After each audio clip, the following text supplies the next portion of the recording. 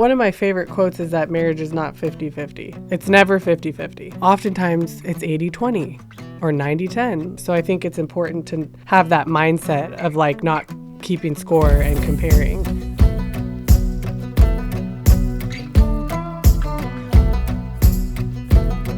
We are back at the No Days Off Pod by Dad Season, where we are building a community of unstoppable dads, moms, people. Anyone who wants to live with purpose, Yeah. I guess. Yeah, it's great. We have a special episode today. We are joined by none other than Tori Foles. Thank you. Thank you for having me. Do we clap? Yeah, I think we should clap. I love it. Makes a lot of sense. Yeah, we wanted to have you on for a long time.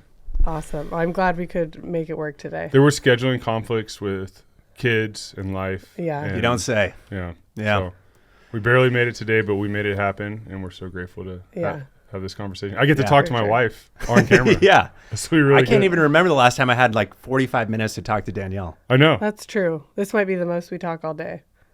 Isn't that crazy? It's I true, mean, though. there's just so many distractions. Yeah. Yeah. Having kids is insane. Yeah. It People is. just don't get it. Yeah. I mean, people that have I mean, kids they get get it, but yeah. Man. So how we doing?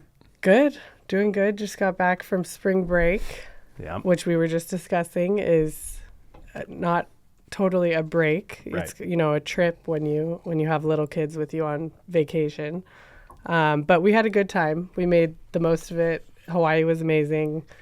But we got back and we both looked at each other and we're like, we feel like we just got rocked. 100%. Like I feel like I need a spa day, Yeah. especially the flight back. A 2.5-year-old on a 5-hour flight is a pretty special situation. That's a long flight. Yeah. Yeah, our flight on the way back, now that you're bringing up some PTSD for me, Jack was just kicking this chair, and then this guy turns around, geez. and he's like, this guy in front of us said, he's literally beating the SHIT out of my chair.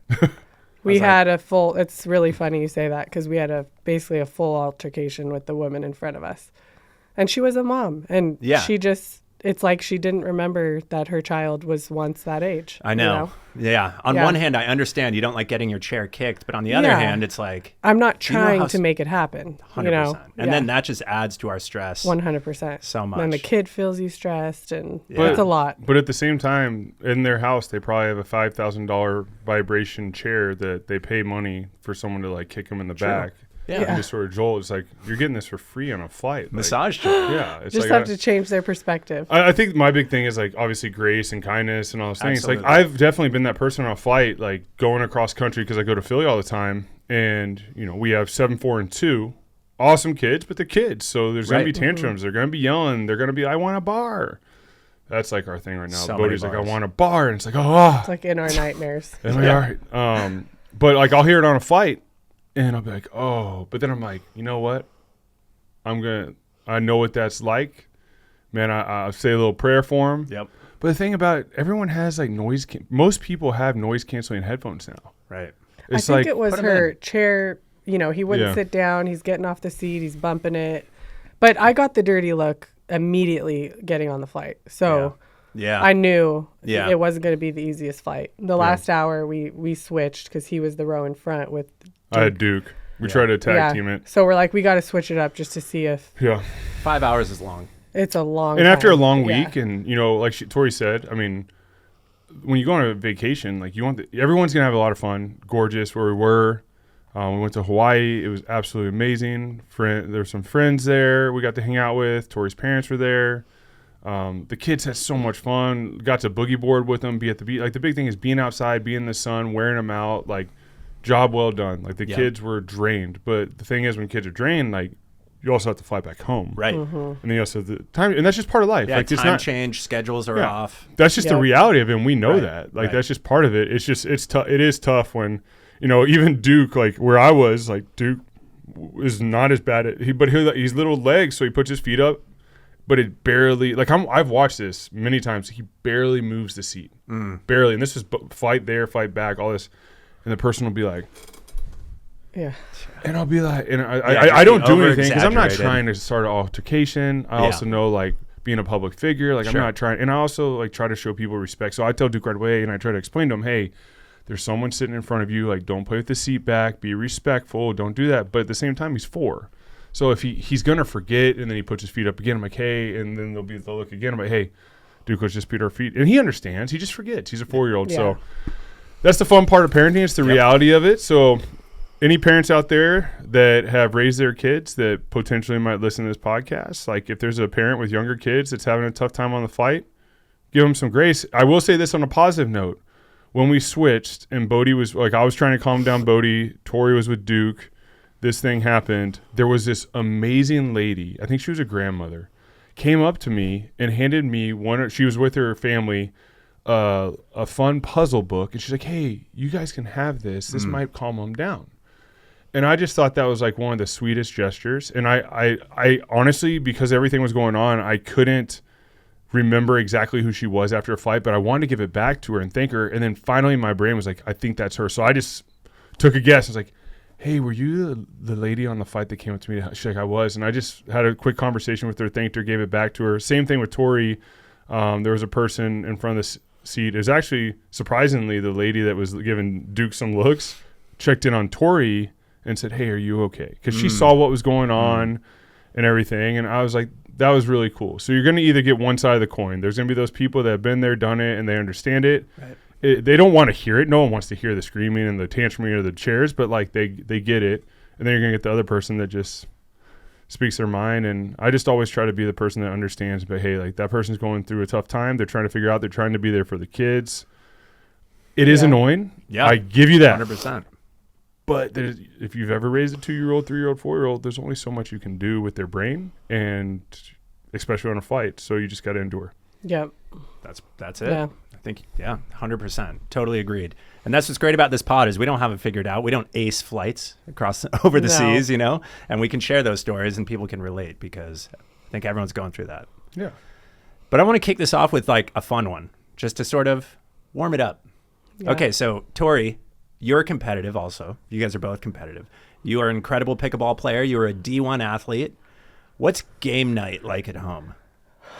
Well, we don't have like legit game nights yet because our oldest is only 7, but we're starting to get into cards with Lily, War, Uno. We can talk about that. Yeah, there's, but No, Lily and I got a pretty good battle going on. It's funny you ask because they just started these war battles and it literally the card game war.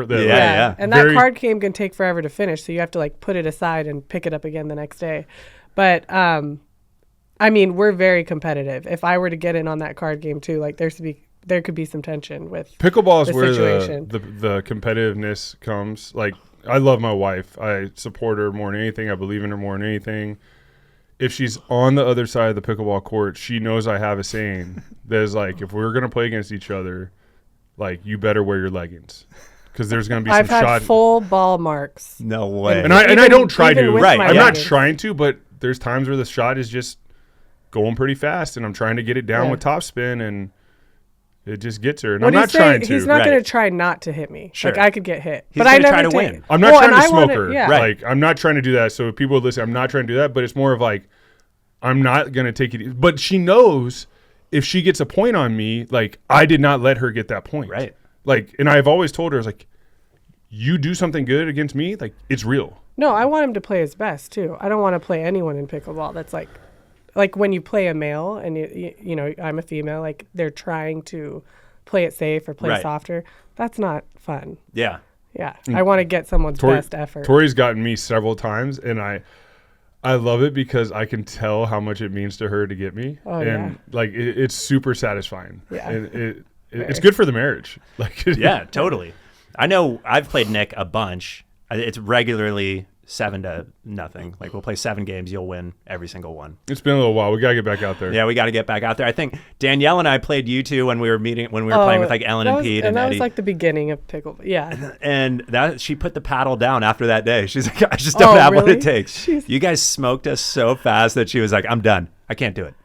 She's a competitor, but though. what's She's funny she's so competitive. That's the thing. But she didn't take a step back to realize I don't practice. I've never really played. Yeah. She just wanted to just walk out and she nail didn't it. even know how the game really worked because she would be so good if she took a couple months and just played once a week even and kind of got the knowledge of the game down. Danielle would be incredible. She's so competitive. Because she's so scrappy. Yeah. Because a lot of it, volleyball relates a lot just on defense and Totally. attacking overhead, and the knowledge of like court placement and seeing out of your peripherals, like where the other player is. She would be really good. She is scrappy. Yeah. That's a great word for it. Yeah, I Yeah.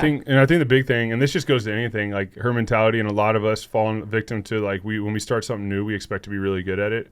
On my run here, I was listening to Sally McRae and Andy Glaze on the Choose Strong podcast, and Andy just ran the Arizona Monster 300. He's really motivational on social media, does a great job. He also is a firefighter and all these amazing things, amazing story. And he was just explaining his son, who's 14, just did his first marathon. And he wanted to train for it, and it's something special that Andy and his son, Andy's 47, got to train with his 14-year-old son and do it. And his son wanted to be really, really good at it. And Andy just kept saying, just bring it every day. We just chisel away. Like we always talk about consistency, stack the bricks, all those different things. And Andy was just like, when you start something new, you're going to be terrible. The next day, you're going to be terrible. The day after that, you're going to be terrible. But eventually you're going to start seeing and you're going to start getting better. But you just have to be consistent and just do a little bit every day and just be consistent. He's ran 100-mile weeks for I don't know how long, but he has over 50,000 miles on Strava. 50,000 miles running on Strava. That's insane. And he does 100-mile weeks, and it's just consistency. So this is what I was just listening to, and I thought it was motivational. And I just think of anything you do out there, like if you're not great at it, I know for Tori, for me, you sort of break it down. It's like, all right, like pickleball, we started, and it's like we really enjoyed it. We enjoyed the camaraderie. We enjoyed the competition. So are we like amazing? No, but we're good enough to go out there and play and be competitive with people that are our caliber and have a great time.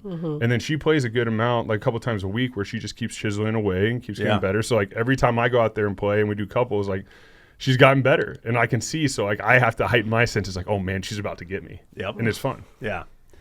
Okay. And what shows are we watching when we finally have a time to breathe? Or is it like you put on the show and one of you falls asleep immediately?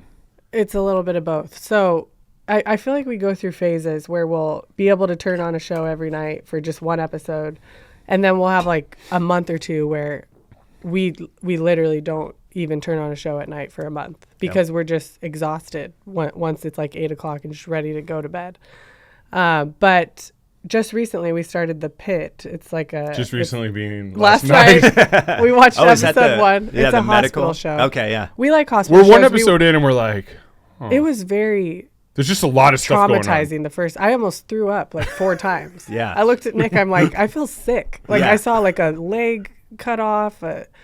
What else? A woman vomiting. Like I was just like, drama. I think I need to go like eat a piece of toast. We were watching it in bed because we were so tired because we just want to fall asleep after it. Like probably not good hygiene for all those sleep hacks out there. No, but I fall asleep on the couch if we're downstairs. So we just do it in and bed. We just watch it in Yeah. bed, and that way I can just set the tablet to the side and we can just fall asleep. And That's good. Yeah. I'm trying to get her to wear the blue light blocking glasses more consistently because I wear just mine. It's hard though to watch a show with the Yeah. blue blockers. You know, it's just not as. I do like the light orange. Yeah. Where the deep red's tough, but Yeah. the light orange isn't bad. You sort of get used to it. But I did put the screen thing on. But just speaking of the shows, we did watch all like 7 or 8 seasons of The Resident. that was great. I It's like the another Resident. hospital show. That was a hospital show. It was So good. we kind I of haven't been seen on that that one. trend. It's really Okay, good. yeah. Hospital dramas are great. What else did we recently? High just watch? Potential. You watched We some like we were we like watching. High Potential, like a dramedy. It's a Philly girl. Okay. And then we like crime shows, so we like Lotus. Criminal Minds. But we watched White Lotus. Oh gosh, Strange. We Explain watched. explain White Lotus to everyone probably watches My it. explanation of White Lotus is you are watching a bunch of dysfunctional people on vacation function Right. or Yeah. not function. Right. And you're just watching these weird people. I mean, we're all weird, right? Everyone's different, but Yeah. you're watching dysfunctional people just interact with each other. And it's just so, sometimes with that show, I look at Nick and I'm like, who wrote this? This is bizarre. Like there were certain conversations that were had where I had to pause it and look at Nick like, what is going on right now? Like, do we continue watching this? Yeah. Do we finish this show? Yeah. But you always wanna somehow see you it. just want Right. to see what happens. Something's Totally. going to escalate. Something's going to happen. That show know, hacked into something like psychological with people where like nothing happens really for most of the Yeah. show. But our brain is so wired to come up with solutions that we just start Yes. inferring, like, wait, he just looked to the side. Yeah. What does Like, that mean? What does that mean? He's going to go kill it. Yeah. But you never know. It's so weird. But explain to John how that show's impacted you and changed the way you think when you go to like example, Oh. we were just in Hawaii at a hotel, Dude, and you're totally. sitting there having our first lunch right when we arrived with the kids. No, Explain to well, John. a month ago, we met Shelby and Pat, our business partners, Yeah. in Mexico for just 3 days to work on stuff and get to talk without kids around. And now that trip and then the one just in Hawaii, every like nice resort that we're at now, all I do is look around and I'm like, okay, these people right here having lunch, this could be a perfect, couple or family that could be on that show. And this would be the situation that's going on. And I feel like I'm in a White Lotus show now Totally. when I'm at a high-end resort. Yeah. Like that's what it feels like. Yeah, we were staying at a house in Punta Mita, and the owner's family was from North Carolina, and all their photos were all over the wall. And we're like, dude, this is so Lotus. Yes. Well, yes, Yeah. Lotus. I love So it. Lotus. Yeah. It's good vibes. We had multiple situations in Hawaii where I just looked at Nick. The first lunch, Yes. we're just sitting there. We got a Mai Tai. We're just relaxing. And I looked at Nick and I go, how White Lotus are we right now? That might have been Our my kids first. Love were- a good Mai Tai. That might have been my in Hawaii. first Yeah. Mai Tai. Ever? I'm not ever. Yeah. I'm usually like margarita. Early on was beer, but And we're not big drinkers. Like, Yeah. we're yeah. not. But I was like, you know but what? I'm gonna do a on Mai Tai. vacation- That thing. It's good. That thing Dude, the hit me. Mai Tai Yeah. slaps. It hit me so hard, and I didn't It know if really it was like does. from flying Yeah, or what, yeah. but You hadn't eaten a lot. I Yeah. think the sun's on you, it yeah. hit hard. Dude, yeah, so most of the times we go to Hawaii, it's like we're working. We did a documentary out there. We did all the North Shore tours with surfers, but we went as just a pure vacation, like Waikiki style a couple years ago. Yeah. And I did a Mai Tai tour. Everywhere we went, I was like, I'm got a sampling the Mai Mai Tai. Tai and just find Yeah. the best one. Yeah. And I found one in Kahala where they mix like egg whites in it, and it was like nice Oh, and frothy. like They, the they do the man- Hillstone. like Pretty much the Bandera Hillstone margarita. Yes. Shout yeah, out the one Bandera. I liked best, because we had a few at different spots in Wailea. The first day, it was more citrus forward, which is how the original, like authentic Yeah, that Mai was Tai is. Trader Vic's. And now they're more Trader sugary and have like the floater. Yeah. Yeah. That's not the like original the Mai dark Tai. rum floater. Yeah, the original is a little more citrus forward, not as sweet, which I like better with a cocktail, 100%. and it was really good. Yeah, Yeah. that's a good way to do it. Yeah, Yeah, they commercialize the Mai Tai. yes. Doggone it. The Mai Tai has changed. Yeah, nothing Yeah. is safe anymore. It's not Appreciate for the Mai Tai. much appreciated. All right, so what I'm curious to hear about, I mean, look, we can take this in so many different directions, but first, I think the listeners would love to know, how did you guys meet? First impressions, and how did it escalate to wedding day? Do you want to? You can go for it. Or you want me to take it? You want I me to think take you should take it because you have a much more dramatic, like, first sighting of. He's a me. great storyteller. Yeah, I mean, we were really good friends in college. There's a lot to unpack there, but we were really good friends. She was actually the first girl I saw at Arizona. So I transferred from Michigan State, and I was going in to do my physical, and I was at the McHale Center where the football facility was at the time. We were all in the McHale basketball arena. I was walking up in the weight room straight ahead, and then the training facilities to the right, or doctors or whatever, trainers. And she's coming out of the weight room, and I remember looking at her like, holy smokes, like volleyball outfit, just gorgeous. And then I tried not to stare, and then I went about my day. My dad called me later because I just transferred from Michigan State. I was walking on to Arizona, and he was, as any father is, there was transitions, there was trials, tribulations. Like, hey, how you doing? I'm like, man, I'm gonna love Arizona. I saw the most gorgeous girl I've ever seen in my life. This place is amazing. And then we go through college, and we become really good friends through all different avenues. And then we stayed in touch after college. And shortly after, I had an opportunity. I was drafted to Philly. She was finishing up college. Like I said, great friends. Danielle, Yep. same friend group. Like the athletes were the sorority and fraternities. Yeah. So we were all close with all the athletes. My group of buddies, we'd always watch out for the girls and make sure they were taken care of, got home safely, all those things at the bar. So we were all really close. And I was going out to Los Angeles to go to the Rookie Premier Trading Card event. And you could bring a guest. That was at the time where I thought Orange County, Newport Beach was LA, like some people do. It's like very same different. place. Right, It's like an hour apart and very different. right. anyway, like I texted her like, hey, if you want to come, you can bring some friends. We can all catch up. And she was actually going to visit your parents in Wisconsin. Mm-hmm. And anyway, something happened in the text thread where someone said like, you have to make it up to me. Maybe it was her. And then I was like, yeah, I'll have to take you on a date. And she's like, yeah, you will. And then I'm like, wait, what's going on here? And then anyway, we just kept talking, and it grew into something really special, where I was in Philadelphia at the time. I was staying at the airport Marriott. There was no Wi-Fi at the airport Marriott in 2012, so I went to Verizon, got our Verizon MiFi so we could Skype, because we were just trying to see, because we were just such good friends in college, if this was like real or if it would be weird. Like it was just different. Yeah. And then we just decided that I would fly out to Oregon. She was working at Nike, and we're like, hey, we didn't tell anyone because we just didn't know if it was real. Like we felt real, and the emotions were so strong. But I flew out there, and she picked me up at the airport. And when she drove up in her little white Jetta, Volkswagen Jetta, and got out, my heart started racing, and I knew that this would be the woman I was going to marry. It's profound.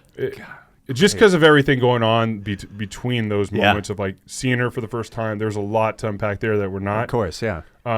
And we had an amazing first date at Oven and Shaker in Portland, Oregon. And the reason I say it was amazing was like most of the time, like you're on a first date and you don't really eat because you're nervous and you don't want to overeat. You don't want to get food all over yourself. I mean, we crushed like an epic, like it was like the best Caesar salad in Northwest, like in Portland. So it was an amazing Caesar, very unique with what kind of lettuce? It was that radicchio, the purple lettuce that normally you're like it was pushing aside. And then we got pizza, and we got a bunch of food. You know us, we love. But it started there, and we had this epic dinner, and then from then on out, like we knew, and then we told everyone, and there's a lot of funny stories that followed because Trent Edwards, who her brother's best friends with, who was his quarterback at Stanford, was on the team with me in Philadelphia. And when I was flying out to Portland, Trent will laugh at this story. He knows this story. He was upset with me. I was sitting at the Portland, Oregon gate, and Trent saw me at the airport. He's like, why are you going to Portland? And he like sort of caught me because like we didn't tell anyone. And I was like, oh, I have to go to LA for another trading card event. I got to do more photos and stuff, man. I'm like, ugh.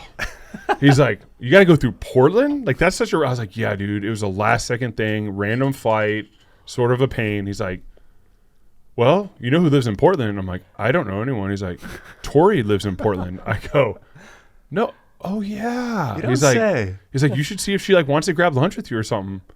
That's a great idea. So then he found out what was really going on. He was like, so I don't even know if he talked to me for like a day or two. He's like, why didn't you tell me? I was like, dude, I couldn't tell you because then you're going to go tell Evan. Yeah. And then it's going to just get weird. Like we had to make sure it was real. So we just didn't want anyone to know yet. Yeah. You know? But after that trip, we let everyone know. And then we just started the long distance relationship. And then I was a Nike athlete. She was working at Nike and on a internship. And then she went on to be like, what is it, a temp? Or yeah. So when he asked me to go to that event, it was definitely like, I was like, oh, wow, like kind of, you know, a date in a sense. But I was going to see my parents, couldn't go. And then I was flying to Portland to start an internship with Nike.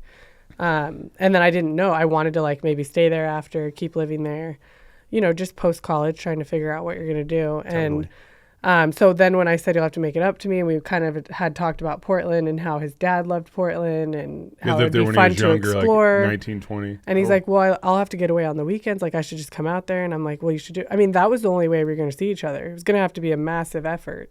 He lived in Philly. I lived in Portland. So it was very much like, well, I guess you should do it and we'll hang out. And I think both of us are very straightforward people. You know, we're not going to waste time talking to each other in a way like that if we don't feel something about it, or neither of us are just wired like that. We're not going to waste our time. So we were just very forward about it. And then he came out, we spent a great weekend together, and then basically started dating right then. But it was long distance. Like he was in Philly, I was in Portland. I went through the 3-month internship, and then I stayed on as a temp and started working there, like moved to an apartment downtown and was just doing my own thing, but would go out that fall to a few games to see him, and then he came in the off season, and we got to spend more time together. And then it was kind of just continuing on, and we're like, how is this going to work? You know, you're thinking, are we just going to keep doing this distance thing forever? It was at a very weird time. It was right when we had left college. I was very sort of anxious about, am I just going to move out there? Like, what am I going to do out there? I like what I'm doing here. Like, how is this all going to unfold? So I think there was a lot of unknowns going on. But love finds a way. No, it was cool. And then, I go through my rookie year. We obviously grow. Evan, her brother, actually became teammates and lived with me at the end of the season for a couple games. Unfortunately, he had like back surgery that sort of ended his career in Philly. So Philly's a tough spot for him. But we got to really be team. And then going into the next offseason, he was still on the Eagles before that relationship ceased. But we got to live together and really build our relationships as teammates. Like he stepped into the huddle and I'm his quarterback. And I'm like, Evan, you got this route. And I'm just sitting there as a rookie with like her older brother who's 5 years older than me or 4 years older than me. And I'm like, this is so weird. And Evan's just such a talent. And like his first time going out on a route, like just looked amazing. It's hard transitioning at the end of a season onto a team, especially with the back injury. But it was cool because after that rookie year, I had to decide, originally I was going to go back to Austin. But Tori and I's relationship had grown so much, and I was so intrigued by my time in Portland, and I was a Nike athlete. I'm like, why don't we I'll come out to Portland. I'll go to Austin a little bit, but like I want to really put forth effort in this relationship. And like I said, like I knew I was going to marry her, like unless something crazy happened. Like, and we had already talked. I mean, we both knew. You knew it was real. We knew if we were going to take that step with our history. It just felt weird. Like, how soon are we going to take that? Like, I'm 22, you're 23, 24. Yeah. Like, we're both starting our careers. Like, it didn't feel natural to just stop or more, I guess, what I was doing. And just make that happen. But we spent that off season in Portland, had so much fun. Like, she'd be working, I train at Nike. Weekends we go on runs to like 24-hour fitness, do a boot camp. Amazing food in Portland. Hiking. A big bonding. It's beautiful out there, huh? So good hikes. Yeah, and I mean, it's like a running cult out there, obviously, with Adidas, Nike. I even think, does Under Armour play? No, Cam Hanes is up there. Cam Hanes is in Eugene. Yeah. But a lot of running. Like, and I've always been so I grew up in Austin, so like Lady Bird Lake, like there's big runners in Austin. That's where all the influencers live. They do all the running and all the videos and all the performance stuff. It's really cool. So I've always been intrigued by the endurance aspect, but we started doing some running. She was big into running. Yeah, she was running I wasn't a runner. She was running like 6-7 miles in the morning with these girls, like running 3-4 times a week. Running like 6 to 7 minute miles, like every mile, like gas, and that's like intense. Like she was running with collegiate runners. They were runners, so I was just like I was an runners. athlete in college, so I could like, but it was not easy for me. I was like being pushed by them. Yeah. Well, now that I've like embarked on different running things, so like I know how hard that was. But it's funny because we did this with our friends Megan and Daniel, who at the time they were new friends, and I didn't know their background in sport or anything because they were very new friends. But we all signed up for the Shamrock 15K? Yes. And so we're all at the starting line, and I was so naive. I was wearing, if anyone knows, Nike Freeze 3.0s. Oh yeah, they're basically barefoot shoes. Dude, I used to run in those too. But those aren't like long distance running. Those are like quick sprints. So like, I'm an idiot, and I'm wearing these, and I line up to the line. I'm like thinking like I'm an NFL player. I'm in great shape. Like 9.32 miles. This is nothing. I've never run that far in my life. The furthest I'd run was maybe 4 miles, and that was not easy. But I'm like, I got this. I mean, these people. Yeah. So we start running. We're a couple miles in, and obviously those are not the right shoes to run in. And I'm more in football shape, not in that running shape. And Megan and Daniel like are having a full conversation with me as we're running, like we're talking right now. Daniel's just talking to me. Like 4 miles in. It was like 4 miles in, and I'm like, and I don't know a lot about endurance sports. Come to find out, like they were all both like cross country runners, extreme athletes, like. Megan's dad played football at Purdue, I think. Yeah. And then they both had done, I think, Ironmans or marathons. So like she had done Ironman. Like she very, was an Ironman very athlete. fit, but like new friends. And so anyway, I think it was 6 miles in on the hill. I'm like fighting. I furthest I had ever run at one time, I was staying with the group because I'm like, Tori and I just started dating. I'm not going to let her down. But there were, like every part of my body is starting to break down. I was like, hey guys, y'all keep going. I'm going to walk for a little bit because we're on a hill, and like anyone who runs hills, like that's where it gets you. It's like Boston Marathon, Heartbreak Hill. It was very hilly. And so they keep going, and I remember it was an extreme moment in our relationship and in my life because I was like, I'm not going to look like this. I'm going to find a way. So like I took about a minute, and they were gone. and I sucked it up and I just gutted through it, gutted. And then finally we hit the downhill, Yeah. which like goes into At the the finish of the end. race. I just shut off every leg muscle in my body and just went limp Just and flying. just fell down the mountain. And I finished only like a minute behind him. Like I didn't finish I that. don't think I finished with them. I don't might have know, been a but little behind let's them. just say the whole time is like, I'm not going to look this way in front of Tori. Like, I'm not going to appear this way. And I finished it and I gutted through it. Dude, I couldn't sit on a toilet seat for like 2 weeks. Like, whereas right before this run, like I ran almost the same distance as there and I'm good. I might even like jog back home and stuff. But at that time, it was like, Yeah. but it was a big moment. I wasn't going to let her down and I was going to try to, quarter and impress her, Yeah. I don't know if it Nice. worked. It obviously worked. What'd you think? Were you like, wow, he really persevered in mean, that I- run. He's my guy. I don't think she cared. I did not care whether we finished it or not. I think I was dying myself too, but I finished it. I think I felt kind of cool that I finished before a professional athlete, but Yeah. I was not thinking that. Speaking of which, we didn't even talk about this. You ran 9 miles here today, right? yeah, now it's like nothing. Yeah. Yeah. Well, not consistently. So, like, my knee's doing better. I haven't gotten back on the pickleball court, but started running really early, probably too early, but, like, it's been really good. And, I had 34 miles running last week and when we were on our trip, which was great. And then today was a 6.5. My workout was a 6.5 mile easy run, which is awesome. Just conversational pace. I was listening to the Sally McRae and Andy Glaze podcast. It was great. Definitely listen to it if you like running, and great personalities and good people. And then I grabbed lunch at Fermentation Farm real quick. But like I said, it was like not just what I ate. It was like kombucha, cold brew, water, and just crushed it real quick. And then she texted me and was like, "Are you going to be there at 11?" And I'm like, "Yeah, I'm going to be there." She's like, "You're not going to be. You're 2.5 miles out." And I'm like, "I'm going to get there." And I just gutted through it, got here. So it was pretty close to 9 miles. Oh. Pretty awesome. Yeah.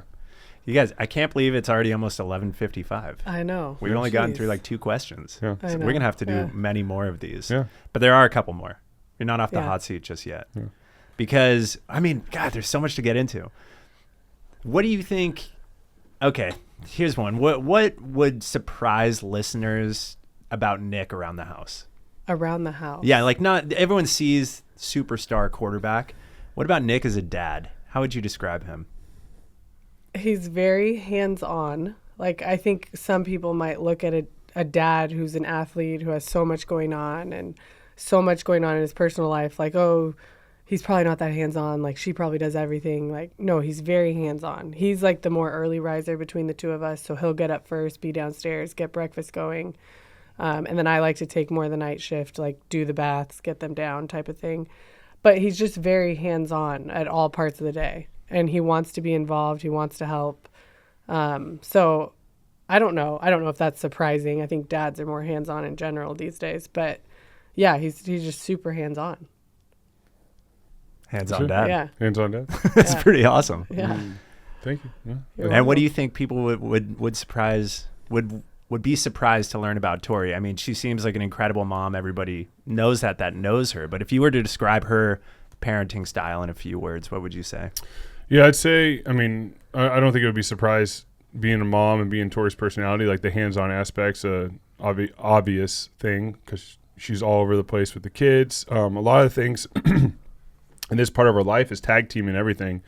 That's been the toughest transition for both of us was, my schedule was so structured being an NFL player, and then Tori would really handle everything with, organizing the kids' school, doctors, and everything like that, which she still does a lot of the organization and camps and making sure they have camps and all that stuff. But I would say the biggest thing for her is, every single detail of the kid. I mean, I basically just said it, like she's making sure the kids have like summer camps, our schedule during the week with the kids. This is what we're doing. Obviously, groceries. She's an amazing cook. So, every week, I mean, she probably cooks 3 to 4 meals a night. I mean, not a night, but during the week. No, you're crushing. Probably 3. We all see some of the pictures that you send or post, and we're like, okay, we need to try that. Yeah. By the way, you guys are like our couple goals for me and Danielle, by the way. Oh We my look at you guys, gosh. we're like, okay, we need to get there. No, gotta figure it That's out. funny because we're just trying to get through the days, 100%. But we have that too, where we'll look at another family, maybe their kids are 3-4 years ahead, and we're like, oh, we'll get there one day. But they're just trying to figure it out too. Like nobody at every phase, you're just trying to figure it out. I think You what know? you two do that is really awesome is prioritizing your relationship. Yeah. And that's where Danielle and I fall short all the time. It's hard. Where it's like, oh, we even plan like, okay, let's go out. And then we're like, no, we should spend time with the kids. It's Yeah. harder for her than it is for me because I'm like, let's go out and get some, Yeah. whatever, go have fun. Is that a conscious thing that you like thought about? Is it something like that? It goes back to our playing days. Was like almost every Friday night was a date night with just us, or maybe there was a couple we go out to eat with. But I personally needed it, just time with her away from everything, just like an hour or so at dinner, just to talk about the week, everything going on. And then going into this next chapter of our life, we wanted to prioritize, and it might not always be a date night, but maybe there's a time where we can have like a lunch date. Yeah. Or like today, a podcast is probably what it's going to be, like time having a discussion, but it's always enjoyable. Something we were doing, if we could, with timing and the babysitter being available, if we were doing a date night, and we talked about this, it was sort of a hack, was we'd have the babysitter get there like an hour earlier if they want to, because they get paid another hour, and we have amazing babysitters. They're so good. They love our kids and impact our kids, so it's fantastic. Special. But we'll go out on a interval run where it's, we'll run for a minute and a half, walk for 45 seconds. Just around our neighborhood. Yeah, and we'll end up going like 3 miles. But it allows us to have a conversation before dinner, go for a run, get some exercise, and then we come back home and we get ready and we go out to eat. Now, we don't do it every time, but I know when we did, it was super enjoyable and a lot of fun. And I think that if you're a parent out there that's trying to find that, the time together is super important. And it was so special for me. Like, Tori's the one I lean on, the one throughout my career that would get the brunt of all my emotions, that she would help me organize all my thoughts, good or bad, and just sort of stabilize me. She does the same thing with our kids too. She's amazing with, just the other day, Lily was going through something, and Tori's really good at meeting her kids where they're at and just having those like conversations as a parent and a loved one where she can explain deeper what's going on to impact our children. And we both try to do that, but Tori does a really good job of that. And especially Lily being a girl, Tori does an amazing job of just sort of like explaining everything that's going on, how Lily should handle, which Lily usually handles things pretty well, and explaining why to handle those things well. Mm-hmm. And she does an amazing job with our kids doing that and loving them that way and being intentional. But I know you gave us an amazing compliment, but we're like anyone else. We're so grateful that we have our 3 children, that they're healthy. There's times at night after a long day of everything in between where we sit there and we're like, wow, like we really will miss this. Like Bodie being 2, like he's getting so big. Lily's already getting so big. Duke's getting so big. We look at old pictures. Like just last night, she pulled up a picture of Duke when he used to have the helmet and the misshaped head. And we're like, man, this time's flown by. And I think just cherishing that time, but in between those times, like it's going to be some chaos, but it's beautiful chaos. And you have to make a conscious effort to have that date night, to get time together. If you don't, it's not going to happen. Absolutely. Yeah. Like you if almost I have don't to force it, like Yeah. shoehorn it in. Yeah. Put it on the calendar. And it Right. can't just be events that you have or group dinners or a party that you have. Those are good fun too. You should prioritize time with other friends without kids too. But it has to be like a conscious effort. Like when I sit down to plan on Sundays, like the 3 meals I'm going to make that week, what I need to get for groceries, what night are we going out? A lot of it is just family planning. Right. And whoever does that, whether it's you or Danielle, I feel like every couple has one person that kind of more CEOs the family as far as Danielle. like planning. Yeah, it's usually the mom, like planning and making sure everything's taken care of and the schedule's laid out. It just has to be an effort. And for us, it's super important. Because if we're not on the same page, it's just hard. Everything's harder. Because you're already dealing with toddlers they don't think logically. They don't do rational things. Like all day you're having to react to those sorts of things. Yeah. So you have to have time for each other, not in a reactive state. That's such an important perspective. Like you can't expect a toddler, like if you tell them to do something, they're not going to listen, exactly. So like trying to apply normal rationale and logic to a toddler situation. I think that is where I've found myself getting into trouble. I'm like, I just told you not to throw that at that person. And then you get reactive. And, right. And if you haven't connected with Danielle in a while, the next thing you know, you're reactive towards each other about something that and the root of it is your kids being annoying, not even, 100%. So it's just, it builds up. And then if you don't have a release valve, it's just each other. Yes. There's no one else to get mad at. You can't be mad at a 2-year-old. Yeah, we laugh at it all the time. We'll be like, are we mad at each other? Yeah. Or is Yeah. it just today? And we knew when we got away with Pat and Shelby to Cabo and we're talking about dads, it was really a work trip, but it was great to see them and like have time with them just to talk about the brand and just be with some of our best friends. But at the end of the trip, I'm like, there was no bickering. There was no, like, it was just an amazing trip. And we're like, oh, it's just when you're a parent. And Yeah. we're guilty Yeah. of it all. I think all parents are. And I think that's where grace and love come in. And Absolutely. it's part of it, man. It's part of, that's where love. And I think with Tori and I's relationship, the unique aspect was it was built on friendship. You Yeah. know, at the beginning, we had 4 years of friendship at Arizona that were really special, that were true friends without the like conflict of, you know, I always thought she was gorgeous, but like that attraction, like you're dating and Yeah. all the other stuff gets it complicated. And so we always have that foundation to lean back on. So whenever things do arise within the marriage, and maybe it's something I did or the children, because it's not ever going to be mama. Have you seen that Bill Burr comedy sketch where he's like, what I've realized is that my wife is the pristine mural behind glass that nobody can touch, but I'm just the scaffolding construction site." Exactly. Yeah. Oh my gosh. Well- No, I do plenty wrong. No, We well, all do. I didn't say it. You said it without I'm saying it. gonna we'll release that Oh, you little said it. audio. I do plenty You wrong. just said it right there.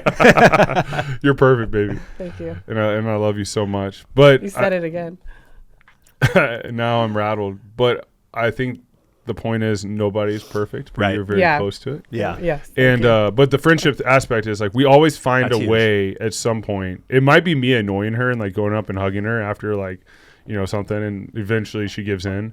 But we always have to find a way to come back to laughing and smiling. But yeah. the other stuff is in between, so there is no No, perfection. it is. It's real. I've told Danielle, like, this Christmas Excuse card me. this year, I'm going to Photoshop a punching bag in for me. Oh Just my so- god. That's so. See, you I have even have wanted to humor mock with it up, you know? Yeah. Yeah, that's the reality. That'd be hilarious. I It would think be you should funny, actually do right? it. I should Yeah. probably just send it out. You should. maybe just your own maybe just your own Christmas Everyone card. would Yeah. understand. Totally. Yeah. Everyone gets it. Yeah. All right. Well, we have so much to dive into, so we're going to have you back because Yeah, we'll do literally part we two. got through like, I know. yeah, one couple questions. Okay, but this is an important one that I think is going to be huge for all the listeners, especially the men. Yep. How can a husband nail Mother's Day? This is going to come out next Oh. week before Okay. Mother's Day. So any Yep. tips for the gentleman out there? Well, obviously you need to get her a hat because she needs to have a cute mom hat that's, you know, not cheesy, stylish, cute. You just Like get you're wearing the right hat. now. Comfortable. Yeah. That you designed. Yeah. It looks fantastic on you. I agree. So get the hat.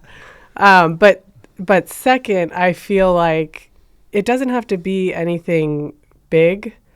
I think just think about something that would, I think giving her an opportunity to relax and like have some self-care time is always a good thing. For me, Mother's Day, like a 2-part gift, and not to be over the top, is kind of nice. Like I'd love to do something with my family and my kids to celebrate, whether it's just a simple brunch or a picnic or I don't know, and like be able to be with your kids and cherish the time and the moments and Yeah. whatever, be celebrated. But I also think giving her time away with her girlfriends who are also Pickleball. moms, or 2 hours to play pickleball with her friends, or just some self-care to be able to Yeah. just relax and shut her brain off and enjoy that time is nice. I mean, Sunday we had gotten back from Hawaii and had the unpacking day. The kids are all out of sorts. The first day getting back from a trip is like, it's just like a special day, right? Not even because you're sad that you're not still in Hawaii. It's just Right. nobody's acting right. Right. Everything's not right. Totally. Sometimes you're like, should we just have stayed home to keep the schedule going, keep the daily routine, you know? But no, you should go on the trip. But the first day back is always kind of frustrating. And I think he knew I was exhausted. And so actually when he and the kids went to church, which I hate missing church, but I could stream it on TV and fold laundry and get stuff done. But I just had a quiet house for like 2.5 hours. I mean, other than I did stream church, it was silent. And it was like, What's that like? it was incredible. Like just to hear nothing, to hear silence. That probably sounds so weird, but it was just it was the best time. And giving a mom time to be alone in her own house is something that's very special. She doesn't always need to go somewhere. It doesn't have to cost money. Like just let her be alone in her own house. Let her recover. It's incredible. like, even if the baby's there and they're napping and you're, quote, alone, like, you're still not alone because the baby could wake up at any time. Right. So I think those are some good ideas. Yeah. It's Being not alone in your necessar- own house is overrated. Yeah. It's like one of the best. That's a good one. It's one of the best things. It's not necessarily a big grand gesture like a spa No. gift card that maybe she It might doesn't- not ever even have time to use. Totally. Just this Yeah. little thoughtful thing of I'll take the kids out Yeah. for a couple hours. Right. And like you, that. you can just be alone and relax or Well, do whatever you want to do. I know what I'm doing on Mother's Day. Yeah. This was easy. Yeah. The reason I asked that question is to give Nick a little leg up on Mother's No, Day. I Oh, there you appreciate go. I appreciate that, and I think the big thing, and Tori's mentioned this just in other conversations, and we remind ourselves of this all the time because we're not always the best teammates, but we aspire to be. Is we remind each other that we're teammates in this whole thing. Like, we're not opponents, and sometimes we, like you said, the punching bag. Like, we feel like we're opponents. We go against each other. Like, we bicker. We're like any married couple, but we love each other and we find a way through it through communication. I think the big thing is we recognize when the other one's sort of treading water or underwater. Like, hey, like there's times where she'll be like, hey, why don't you like just go take a nap or like go upstairs? I got the kids. It was a lot, especially in my career. There would be times I got home from, tough environments, and she'd be like, she could just see it in my eyes, like, hey, like, I got you. Like, go watch some film or do what you need to do to recover, and when you're ready, you're good. Because she knew, and I try to do the same with her. It's like, I can tell she's hurting. I'm hurting too, but I'm feeling pretty good. I can handle this. Yeah. I'm going to give her time because I know if she gets peace and quiet for a little bit, like her restoration shoots up, and it's a game changer. Well, one of my favorite quotes is that marriage is not 50-50, ever. It's never 50-50. I mean, maybe you have an odd day where you're both giving the exact same percentage, but oftentimes it's 80-20 or 90-10 or, 70-30. Somebody is maybe giving a little less because you're not always on the same page exhaustion-wise and what's on your to-do list, what's going on that week with each person's job, or it just changes. So I think it's important to have that mindset of like not keeping score and comparing, and just know that if you can tell the other person's battery's low and yours isn't, you're going to go the extra 20% or whatever and let them catch up. I think that's important. That's really a great perspective. I think, well, what's cool about you two is you understand that you both have made the commitment to be intentional parents, to be there. And yeah, it's not going to be perfect every day. But if you know where he stands and you know what his goals are and you know what her goals are, then you can easily be like, hey, there's no resentment here. Take some rest. Yeah. And then you'll pick up the slack for me at some point. Right. And I think the big thing too, and as we come to a close, is we were both very fortunate to have intentional parents ourselves. Right. Her parents, Dan and Rosina, and my parents, Larry and Melissa, like, they were wonderful, intentional, hardworking parents that gave us great examples to give us a foundation to go into parenthood. And we don't do things exactly like they did, but they gave us a great foundation and example of what that looks like.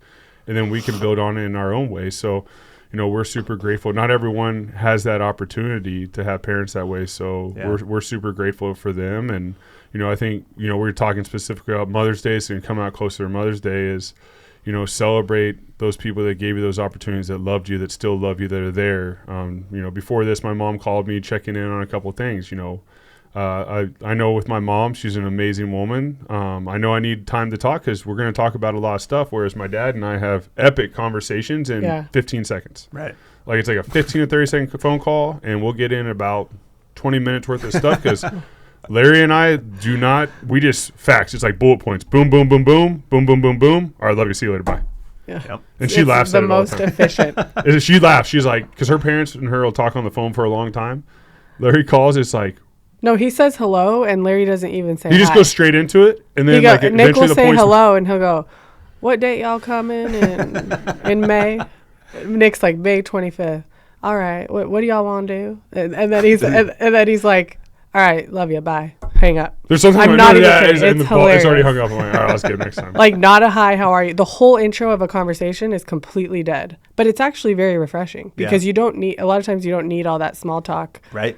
with someone you talk to. I love that about my Yeah. dad. And It's if there's something going on that Nick needs to tell him, he'll tell him. It doesn't have to be, how are you? And so, like, Yeah. Totally. Yeah. no, I think that's that's such a great point because we talk about this on the pod all the time, like the legacy that your parents gave you that you're continuing to give on. And it's important to always remember that you're not just raising like a boy or a girl. You're raising somebody's husband and Right. somebody's father or somebody's wife and somebody's mother. And yeah, it's spot on. That's legacy right there. Legacy building. Legacy building. Yeah, we'll definitely need a part 2. No, we need a part 2 because we didn't even get into the NFL aspect. We'll NFL. get a part 2 recorded that'll come out after this. Yeah, 100%. Yeah. We'll do it. Perfect. Should we do a joke?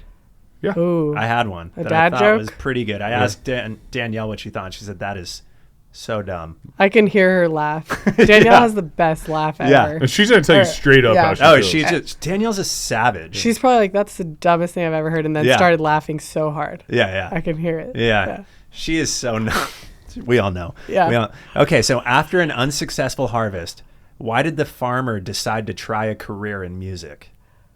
Why? Because he had a ton of sick beats. Oh my God. I agree with Danielle. Yes. It's so bad, it's good. So bad. So bad it's good. Had to do it. Well, Tori, thank you so much for your time today. Thank you for having me. I hope you had a good Thanks. time on the No Days Off pod. I had a great time. Yeah? Yeah, it went by so fast. All right. You want us in? No. Now time to try to Zen. No? Appreciate it. All right. Cutting.